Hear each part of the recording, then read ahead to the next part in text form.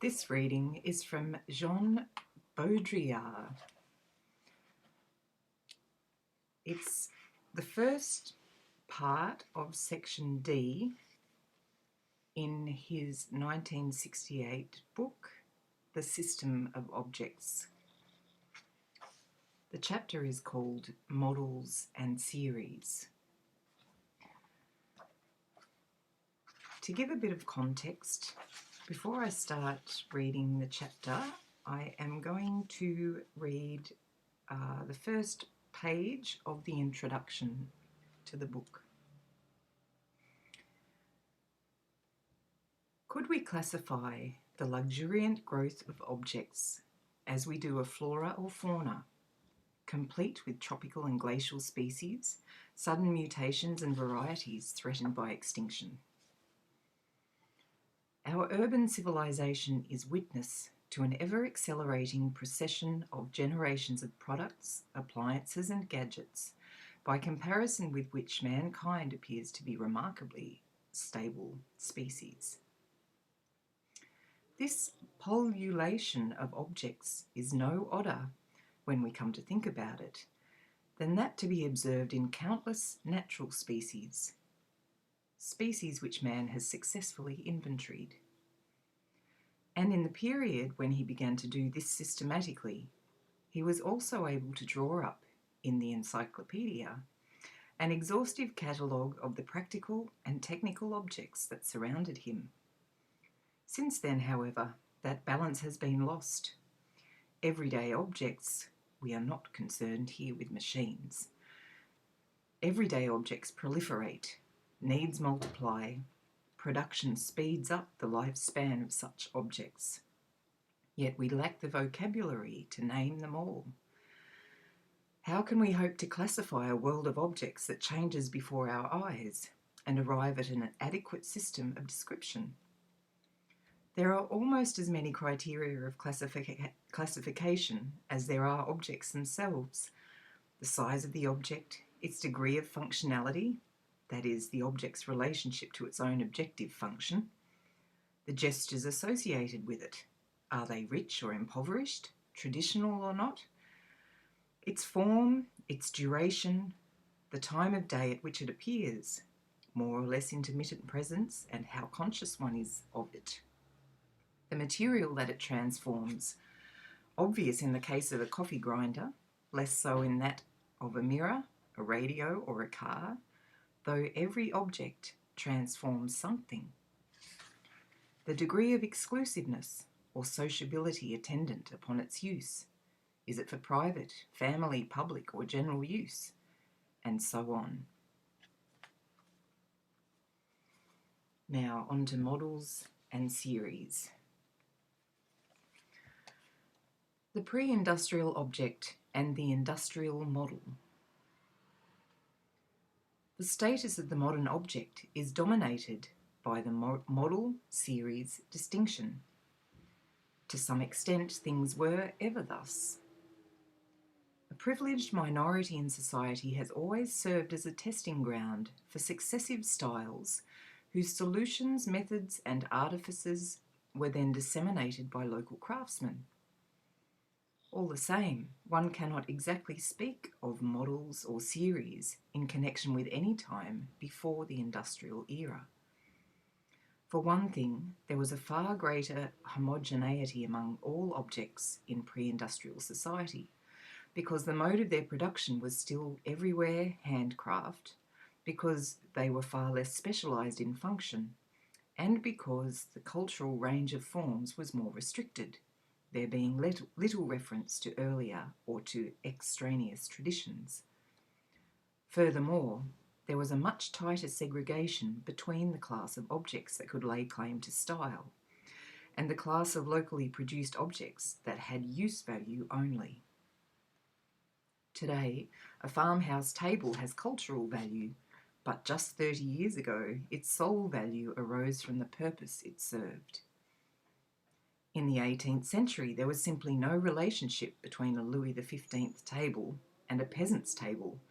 There was an unbridgeable gulf between the two types of object, just as there was between the two corresponding social classes. No single cultural system embraced them both. Nor can it be said that a Louis XIII table is the model of which the countless tables and chairs that later imitated it are the serial form. A limited dissemination of craft techniques did occur here, but there was no dissemination of values. The model remained absolute, for it was bound to a transcendent reality. No serial production in the modern sense could be based on it. The social order was what gave objects their standing. A person was noble or not. Nobility was not the ultimate, privileged term in a series, but rather a grace that bestowed absolute distinction. In the realm of objects, the equivalent of this transcendent idea of nobility is what we call the style of a period. This distinction between pre-industrial period objects and the models of today is a very important one because it allows us to get beyond the purely formal opposition and clarify the concrete relationship between model and series in our modern system. Considering that broad strata of our society do in fact live among serially produced objects that refer formally and psychologically to models which only a small minority can enjoy, there is a strong temptation to simplify the problem by positing a polarity between the former and the latter, and then assigning the value of reality to just one of the poles, to separate series and model completely, so as neatly to assign one to the real and the other to the imaginary realm. Unfortunately, the everydayness of serial objects is not unreal as compared with a putative world of models as true values, nor is the sphere of models imaginary just because it affects but a tiny minority, and thus might seem to fall outside social reality. Thanks to mass information and communication systems which promote models, there is now not only a well-established circulation of objects as such, but also a psychological circulation, which constitutes a radical watershed between our industrial age and the pre-industrial age of the transcendent distinctiveness of period style. Anyone who has bought a walnut bedroom set at Du Bonbois Home Furnishings or a few mass-produced electrical household appliances, and may indeed have done so as a way of realising a personal dream and as a mark of upward social mobility, knows full well at the same time, through the press, the cinema or the television, that completely harmonised and fully functional living spaces are on the market. Naturally, he perceives such things as part of a world of luxury and status from which he is almost inevitably excluded by money. Yet he also feels that today this exclusion is no longer underwritten by any class-based legal statute, by any transcending social rationale buttressed by laws. This conviction is of paramount psychological significance because it means that despite the frustration, despite the material impossibility of acceding to the model object, the use of serial objects invariably embodies an implicit or explicit reference to models. Reciprocally, models themselves have quit their former isolated caste-like existence. Having become part of industrial production, they are themselves now open to serial distribution. They too are now said to be functional, an unthinkable claim for period furniture, and in principle accessible to all. Likewise, anyone in principle, via the very humblest of objects, may partake of the model. Indeed, both model and serial objects in the pure form are increasingly difficult to find. The transition from the one to the other is subject to an infinite differentiation. Just like the production process, the object traverses every shade in the social spectrum. Such transitions are experienced in everyday life in terms of possibility and in terms of frustration. The model is internalized by those who are involved with serial objects, while the series is intimated, negated, transcended, and lived in a contradictory manner by those who have to do with models. The socially immanent tendency whereby the series hews ever more narrowly to the model, while the model is continually being diffused into the series, has set up a perpetual dynamic which is in fact the very ideology of our society. The personalised object. It should be noted that the model series scheme regarding the distribution of objects does not apply evenly to all categories. It works fine in the realm of clothing, for example, a dress from Farth versus a ready-to-wear dress, or in that of cars, for example, a Facel Vega versus a Citroën 2CV. The more specific an object's function, however, the more ambiguous things become. Thus, the difference between a Frigidaire from General Motors and a Frigico refrigerator, or between one television set and another, is not so easy to classify.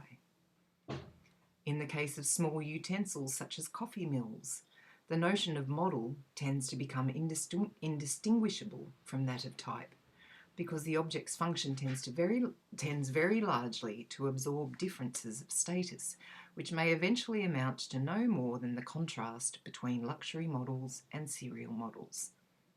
This distinction marks the weakest expression of the notion of model. At the opposite extreme, when we turn our attention to machines, collective objects par excellence, we find that there is no such thing either as a luxury version of a pure machine. A rolling mill, even if it is the only example of its type in the world, is still, from the moment it appears, a serial object. One machine may be more modern than another, but this does not make it the model for which other, less advanced machines constitute the corresponding series. In order to ensure comparable performance, it will be necessary to build other machines of the same type, that is, to construct a pure series on the basis of this first member. There is no place here for a range of calibrated differences that might serve as the basis of a psychological dynamic. At the level of pure function, since there are no combinative variants, there cannot be any models either.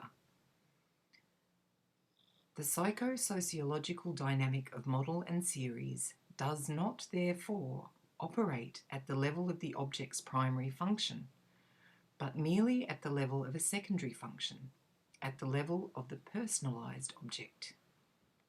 That is to say, at the level of an object grounded simultaneously in individual requirements and in that system of differences which is, properly speaking, the cultural system itself. Choice. No object is proposed to the consumer as a single variety. We may not be granted the material means to buy it, but what our industrial society always offers us, a priori, as a kind of collective grace and as the mark of a formal freedom, is choice. This availability of the object is the foundation of personalisation. Only if the buyer is offered a whole range of choices can he transcend the strict necessity of his purchase and commit himself personally to something beyond it. Indeed, we no longer even have the option of not choosing, of buying an object on the sole grounds of its utility, for no object these days is offered for sale on such a zero-level basis. Our freedom to choose causes us to participate in a cultural system willy-nilly. It follows that the choice in question is a specious one. To experience it as freedom is simply to be less sensible of the fact that it is imposed upon us as such, and that through it, society as a whole is likewise imposed upon us. Choosing one car over another may perhaps personalise your choice, but the most important thing about the fact of choosing is that it assigns you a place in the overall economic order. According to John Stuart Mill, choosing such and such an object in order to distinguish oneself from other people is in itself of service to society. Increasing the number of objects makes it easier for society to divert the faculty of choice onto them, so neutralising the threat that the personal demand for choice always represents for it. Clearly, personalisation, far from being a mere advertising ploy, is actually a basic ideological concept of a society which personalises objects and beliefs solely in order to integrate persons more effectively. Marginal difference. The corollary of the fact that every object reaches us by way of a choice is the fact that fundamentally no object is offered as a serial object, that every single object claims model status. The most insignificant object must be marked off by some distinguishing feature, a colour, an accessory, a detail of one sort or another. Such a detail is always presented as specific. This dustbin is absolutely original. Gilac Decor has decked it with flowers for you. A revolution in refrigeration, complete with brand new freezer compartment and butter softener. An electric razor on the cutting edge of progress, hexagonal, anti-magnetic. These are what David Reisman calls marginal differences.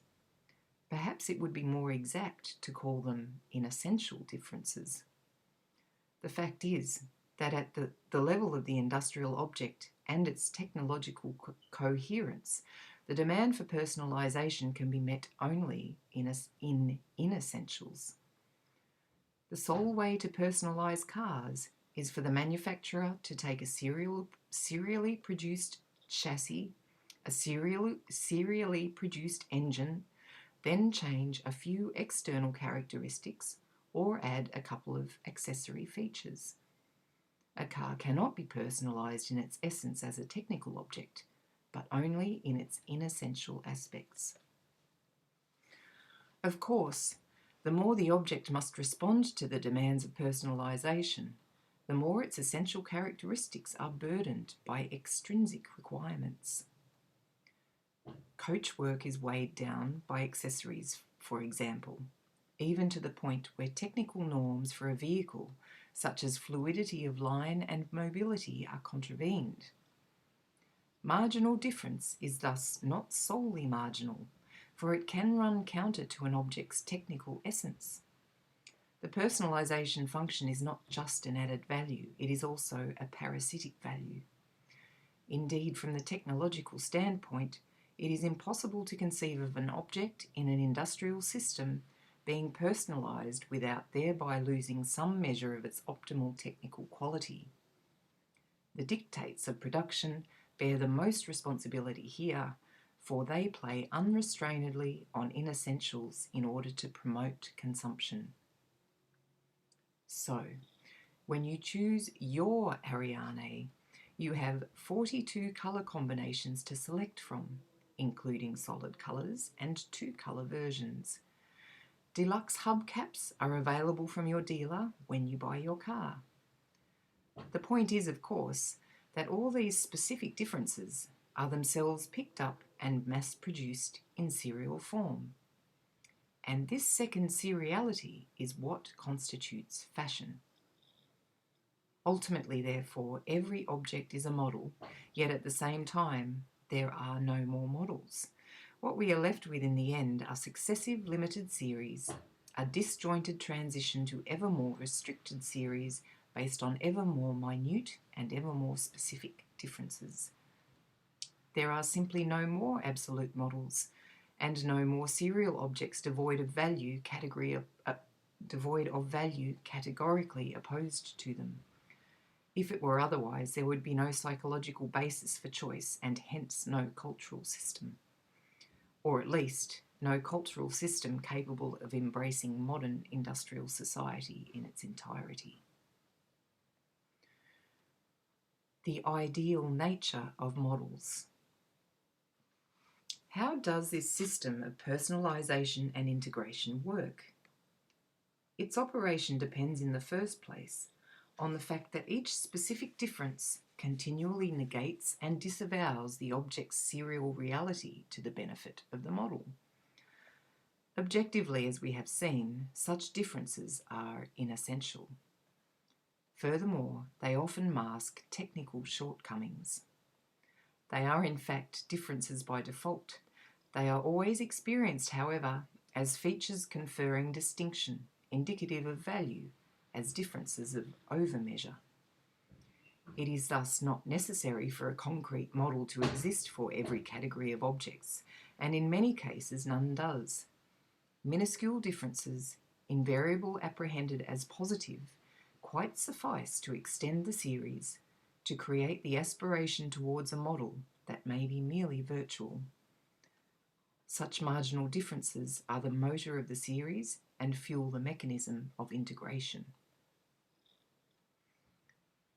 Series and model should not be conceived of as two poles of a formal opposition, with the model being viewed as a sort of essence which, once divided and multiplied, so to speak, by virtue of the concept of mass, gives birth to the series. From this standpoint, the model appears as a more concrete or denser state of the object, which enables it to be retailed or disseminated as a series formed in its own image.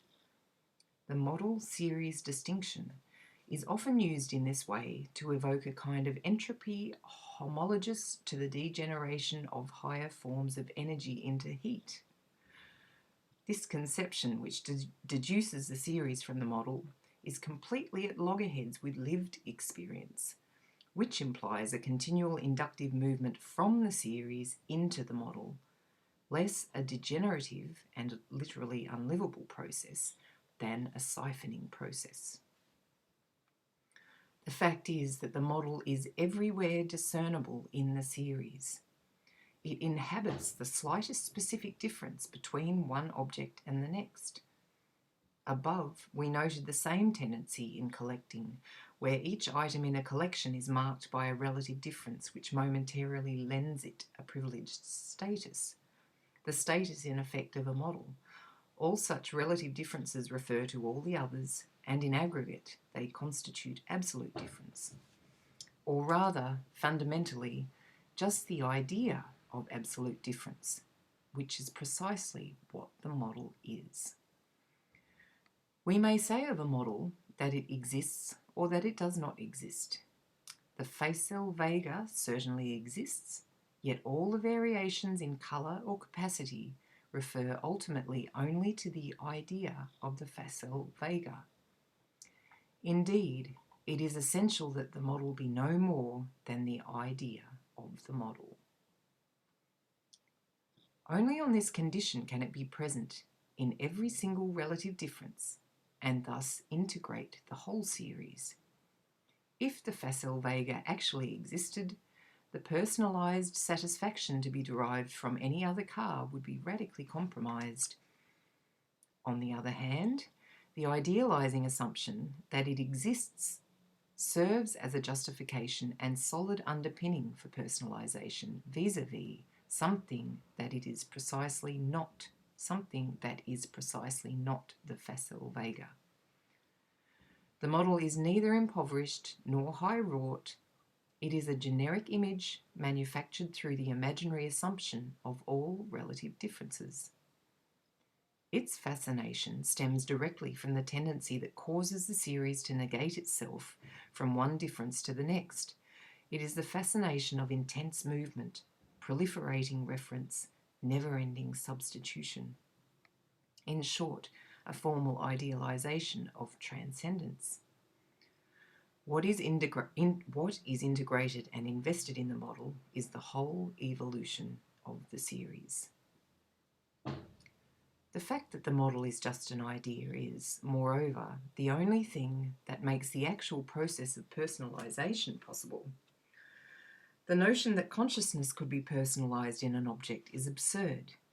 It is personalized rather in a difference, because only a difference, by referring to the absolute singularity of the model, can thereby refer at the same time to what is really being signified here, namely the absolute singularity of the user, the buyer, or, as we saw above, the collector. Paradoxically, then, it is through an idea that is both vague and shared by all that everyone may come to experience himself as unique.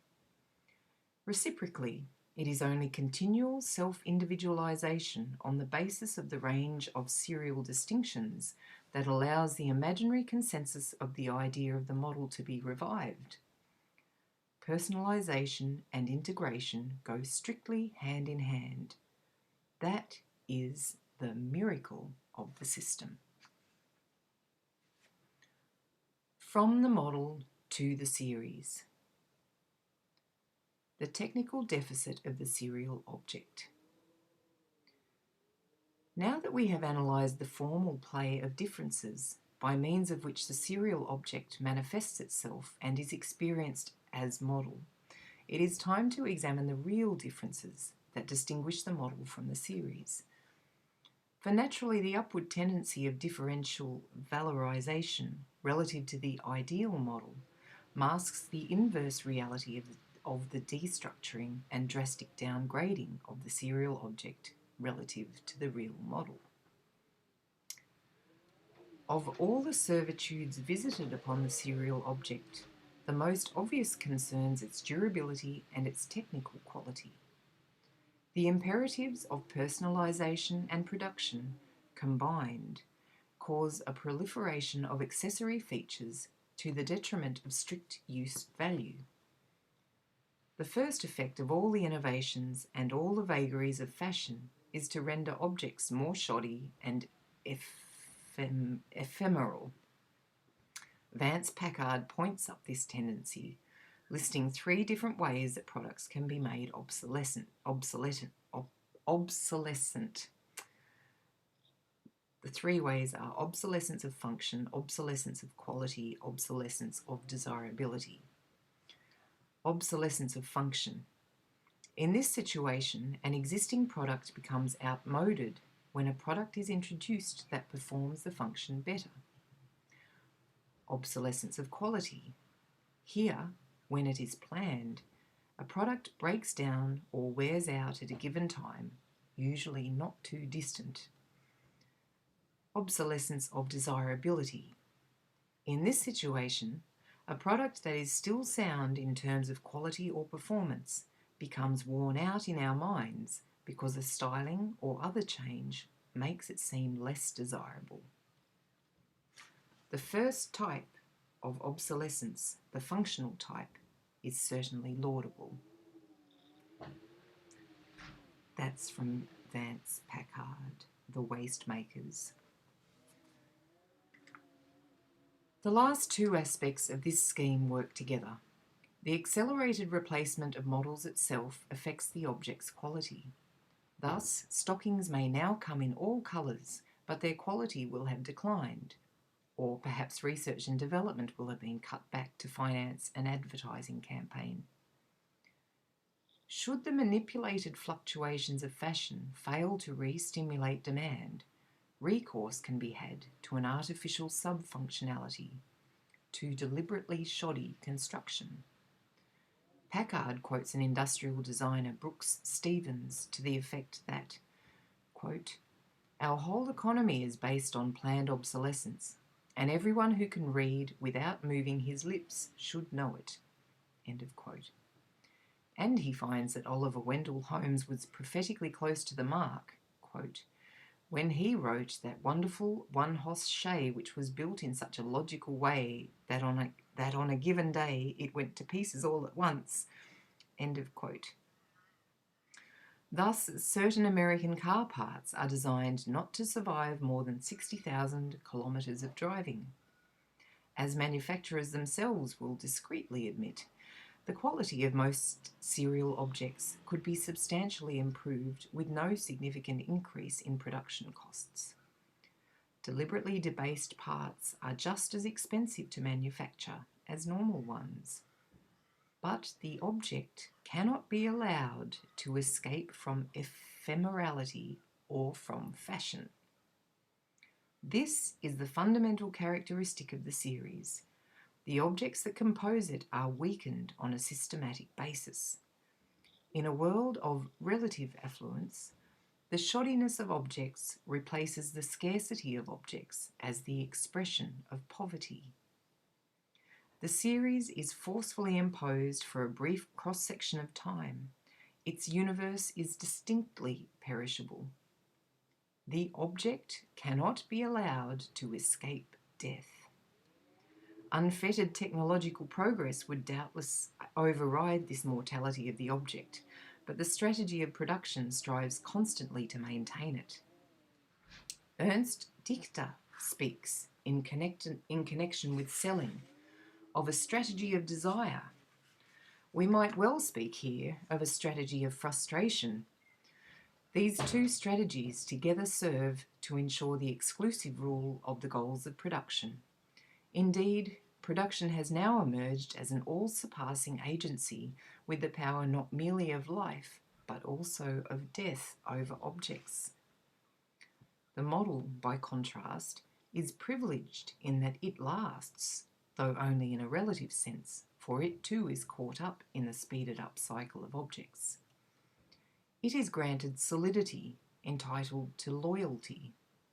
Paradoxically, it has come to dominate an area traditionally reserved, it would seem, for the series, namely use value. This superiority of the model, reinforced by the influence of fashion, that is, the combination of technical and formal qualities, are what constitute its superior functionality. The style deficit of the serial object. In parallel fashion, when we compare the serial object to the model, we find that the serial object's physical attributes, just like its technical ones, are distinctly inferior.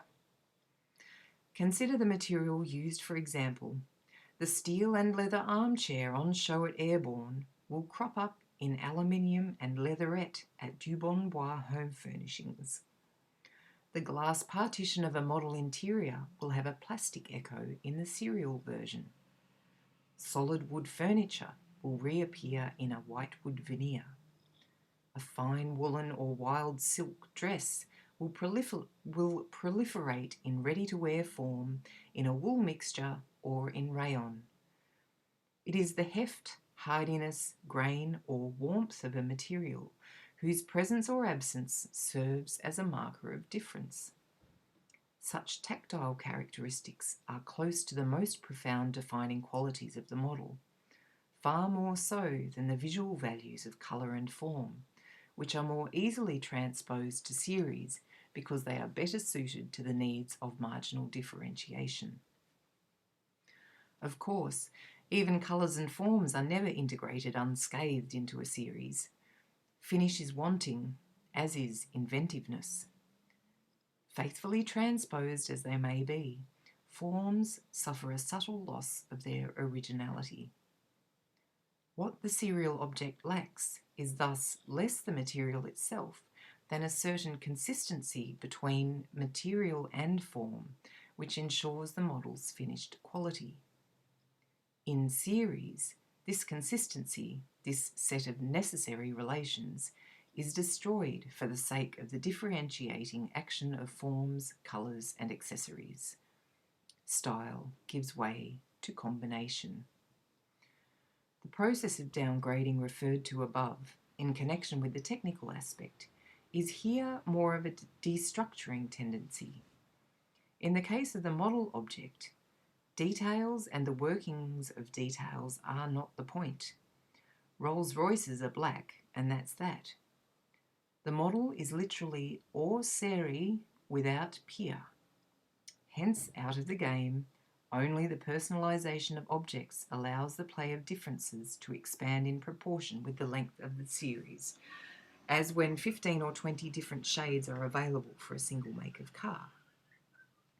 At the other extreme, the return to pure utility, the play of differences once more ceases to exist. For a long time, the Citroën 2CV came only in a grey that was hardly a colour at all. The model has a harmony, a unity, a homogeneity, a consistency of space, form, substance, and function. It is, in short, a syntax. The serial object is merely juxtaposition, haphazard combination, inarticulate discourse. As a detotalized form, it is nothing more than a collection of details relating in mechanical fashion to parallel series. Suppose that the uniqueness of the aforementioned armchair lies in its particular combination of tawny leather, black steel, general silhouette, and mobilization of space. The corresponding serial object will emerge with plasticized leather, no tawniness, the metal lighter or galvanized, the overall configuration altered, and the relationship to space diminished. The object as a whole is thus destructured. Its substance is assigned to the series of objects in imitation leather. Its tawniness is now a brown common to thousands of other objects. Its legs are indistinguishable from those of any tubular chair, and so on. The object is no longer anything more than a conglomeration of details and the crossroads of a variety of series. Here is another example. A luxury car is in a red described as unique. What unique implies here is not simply that this red can be found nowhere else, but also that it is one with the car's other attributes. The red is not an extra. But no sooner does this colour appear ever so slightly changed on a more commercial car than it becomes the red of thousands of others, a mere detail or accessory feature of cars that are red as an extra, because they might just as well be green or black. Class differences. By now, the reader should be getting a better feel for the distinction between model and series. More even than its consistency, it is the nuancing of the model that makes it distinctive. At present, we are witnessing an attempt to stylize serial interiors, to bring good taste to the masses. The result, generally speaking, is all in the same colour and all in the same style. One may have a Baroque living room, a kitchen in blue, etc. What is presented as style, however, is fundamentally a mere stereotype, the unnuanced generalization of a particular detail or aspect. The fact is that the nuance within a unity has come to characterize the model, while difference within uniformity has come to characterize the series. Nuances in this sense are infinite in number, being emphases ever susceptible of reinvention in accordance with an open-ended syntax. Differences are finite in number, being the result of systematic variations on a single paradigm. Let us not be misled by the apparent scarcity of nuances and the apparent profusion of differences due to their massive dissemination, for structurally speaking, the fact remains that nuances are inexhaustible. The model in this connection may be said to come close to the work of art, whereas the serial difference is part of a finite combinatorial system or tablature, which, though it no doubt changes continually in response to fashion, is nevertheless for each synchronic moment considered, limited by, and strictly subject to the dictates of production. In sum, the series offers the immense majority of people a restricted range of choices, while a tiny minority enjoy access to the model and its infinite nuances. For the majority, a range which, however extensive it may be, is composed of invariable elements, generally the most obvious ones. For the minority, a multitude of random possibilities. For the majority, a set code of values. For the minority, endless invention. We are thus indeed clearly dealing with class status and class distinctions. The redundancy of its secondary features is an attempt to compensate for the serial object's loss of essential qualities.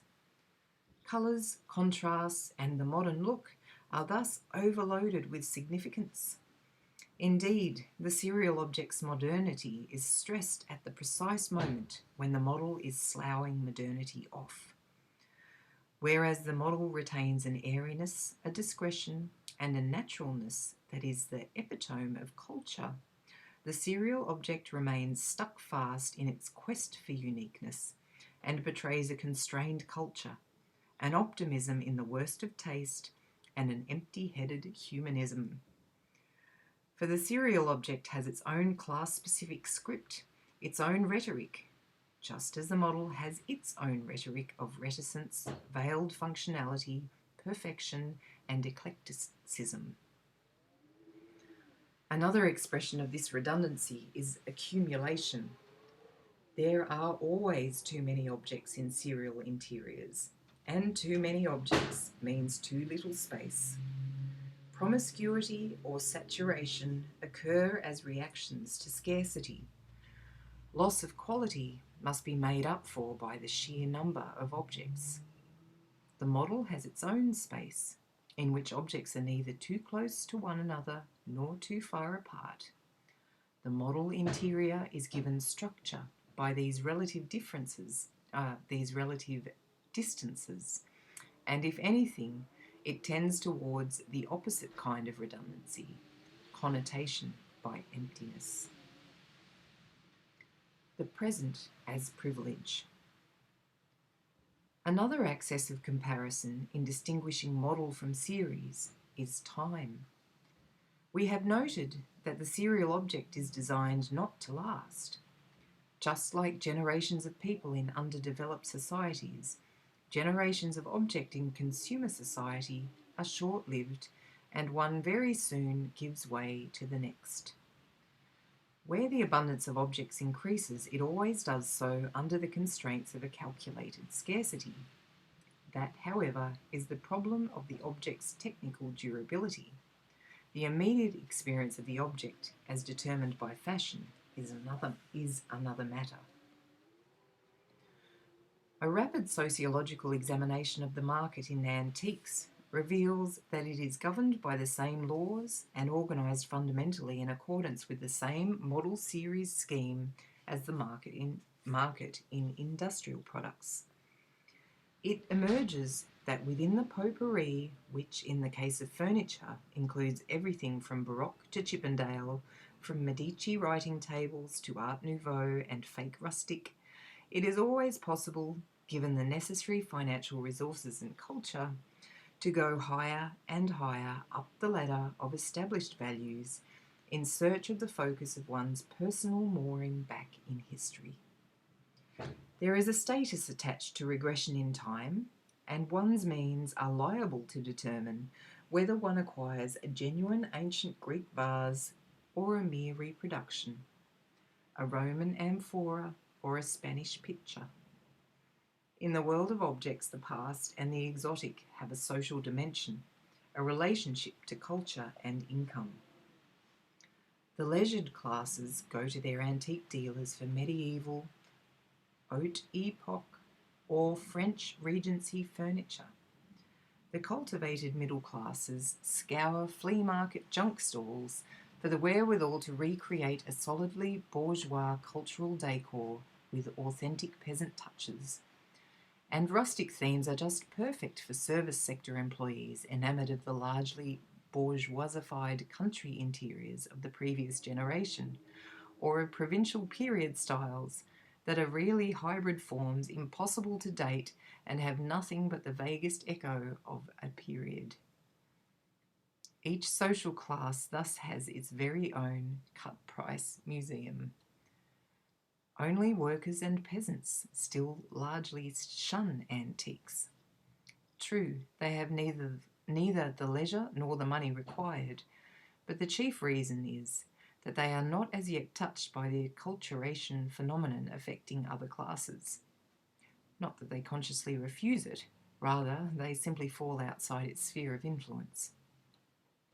Nor, however, do they care for the modern and the experimental, for new creations or for anything avant-garde. Their own museum is often limited to cheap hardware and a folkloric world of china or earthenware animals, gewgaws, decorated mugs, framed mementos, and the like. A whole stereotyped iconography quite liable to be found cheek by jowl with the very last word in electrical household appliances. This is in no way to downplay the need to personalise, which is the same for all. It is just that the only people who can regress in time are those who can afford it. Difference, in this case culturalised difference, is what creates value, and it has to be paid for. Models and series are just as easy to find in the realm of cultural nostalgia as in the immediacy of fashion. If we look to see what in this range of possibilities has the maximum value, we find that it is either the most avant-garde of objects or objects from the past with an aristocratic dimension, either a glass and aluminium villa with elliptical contours or an 18th century chateau, either the ideal furniture or the ancien regime. Conversely, the pure series, the unmarked term, is located not exactly in the present, which is, along with the furniture, the time of the avant-garde and of the model, nor in that transcendent past, which is the preserve of the well-to-do and their acquired culture, but instead in an immediate past, an indefinite past which is fundamentally a sort of belated present, a limbo into which yesterday's models have just recently fallen. In clothing styles, the pace of change is very rapid, and the office workers of today wear dresses derived from last season's haute couture models. In furnishing, however, what has wide currency in the present is whatever was in high fashion a few years or even a generation ago. Serial time here is always the time of the wave before, so to speak. As far as their furniture is concerned, most people live in a time which is not theirs, a time of generality, of insignificance, the time of that which is not modern but not yet antique, and no doubt never will be antique. The equivalent in time of suburban impersonality in space. By comparison with the model, the series does not stand merely for a loss of uniqueness of style, of nuances, and of authenticity. It stands also for the loss of the real dimension of time, for it belongs to a kind of empty sector of everyday life, a negative realm automatically filled up with senescent models. For only models change, series merely follow upon one another in the wake of a model with which they can never catch up. That is where their true unreality lies. A misadventure of the person. The product now in demand is neither a staple nor a machine, it is a personality, according to David Reisman.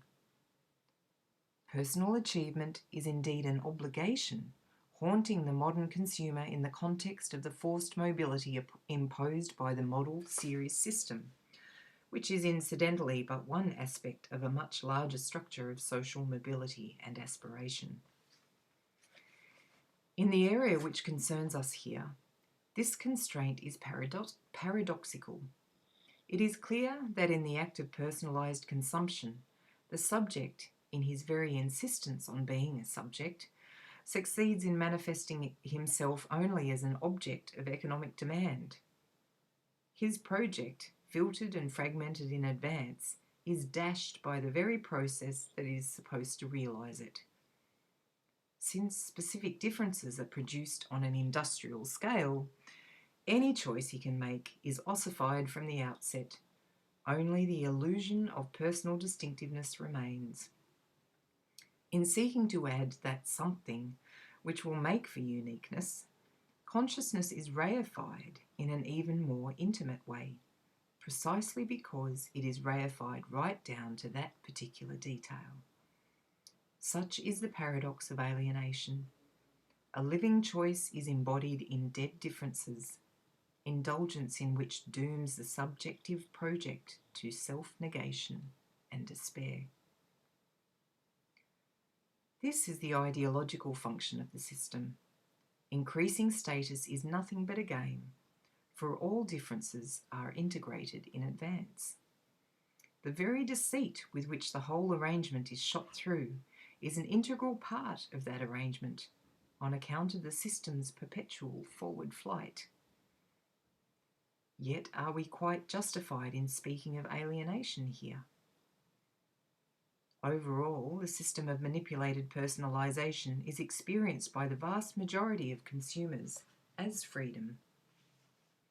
Only to a critical eye does this freedom appear merely formal, and the process of personalization as a misadventure of the person. Even in cases where advertising motivates on the basis of nothing at all, as where the same product goes by different brand names, where differences are illusory or where quality is erratic, even where the choice is undoubtedly a trap, it still cannot be denied that even superficial differences are real as soon as someone invests them with value. How can we contest the satisfaction of a person who buys a dustbin decorated with flowers or an anti-magnetic razor? No theory of needs can authorize us to assign priority to one actually experienced satisfaction over any other. If the demand for self-worth is so deep-seated that in the absence of any alternative it embodies itself in a personalized object, what basis do we have for rejecting this tendency? And in the name of what authentic essential value could we do so? The ideology of models. The system we have been describing reposes upon an ideology of democracy.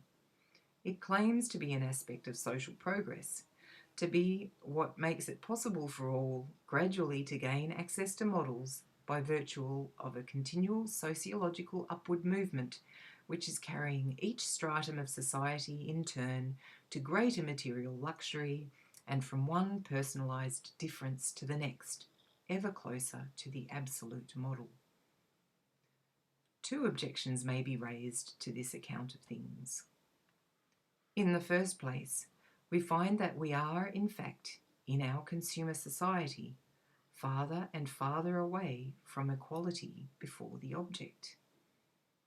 The idea of the model has been obliged to seek refuge concretely in ever more subtle and definitive differences. Such and such skirt length, such and such a shade of red, such and such an advance in stereophony, or the few weeks that separate haute couture from mass distribution courtesy of pre-Sunic. All extremely ephemeral things, yet all very expensive indeed. A seeming equality attaches to the fact that all objects obey the same functional imperative. But as we have seen, this formal democratization of cultural status conceals other inequalities which are far more serious in that they affect the very reality of the object, its technical quality, its substance, and its lifespan. The privileges of the model are no longer institutional, it is true. They have, as it were, been internalized, but this has merely made them more tenacious. Just as in the wake of the bourgeois revolution, no other classes ever gradually acquired positions of political responsibility, so likewise, in the wake of the Industrial Revolution, consumers have never won equality before the object. The second point is that it is a delusion to take the model for an ideal point which the series will eventually be able to rejoin. The possession of objects frees us only as possessors and always refers us back to the infinite freedom to possess more objects. The only progression possible here is up the ladder of objects, but this is a ladder that leads nowhere, being itself responsible for nourishing the inaccessible abstraction of the model. For the model is basically merely an idea, that is, a transcendence internal to the system, and the system in its entirety can continue in its forward flight indefinitely. There is no prospect of a model entering a series without being simultaneously replaced by another model. The whole system proceeds en bloc, but models replace one another without ever being transcended as such, and without successive series, for their part, ever achieving self-transcendence as a series.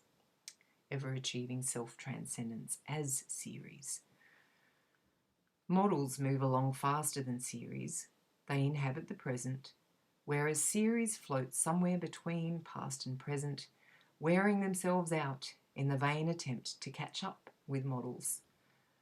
This perpetual cycle of aspiration and delusion, dynamically orchestrated at the level of production, constitutes the arena in which objects are pursued. There is a kind of inevitability at work here. Once a whole society articulates itself around models and focuses on them, once production strives in every way possible towards the systematic breaking down of models into series, and series in their turn into marginal differences or combinative variants, until at last objects come to have a status just as ephemeral as that of words or images. Once the systematic stretching of series turns the whole edifice into a paradigm, but a paradigm whose ordering is irreversible, in that the ladder of status is fixed and the rules of the game of status are the same for everyone. Once we fall under the sway of this managed convergence, this planned flimsiness, this continually eroded synchrony, then all negation becomes impossible. There are no more overt contradictions, no more structural changes, no more social dialectics.